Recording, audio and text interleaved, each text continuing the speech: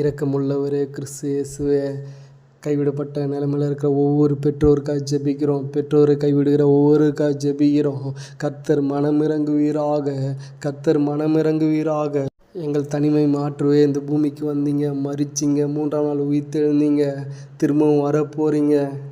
உங்களால் மாற்ற முடியாத ஒரு சூழ்நிலை எதுவுமே இல்லை. உங்களால் மாற்ற முடியாத பிரச்சனை எதுவுமே இல்லை. கர்த்தர் மனமிறங்குவீராக. யாரெல்லாம் கைவிடப்பட்ட நிலைமையில் இருக்காங்களோ கர்த்தர் மனமிறங்குவீராக.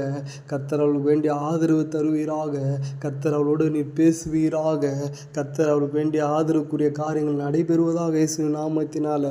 இனி வருகிற நாட்களில் இப்பேற்பட்ட காரியங்கள் நடைபெறாதபடி, எந்த பிள்ளைகளும் பெற்றோரை கைவிடாதபடி, எந்த ஒரு மனிதரும் தங்களுடைய மூத்த பெற்றோர்கள் கைவிடாதபடி இருக்க கர்த்தர் கிருபை பாராட்டுவீராக.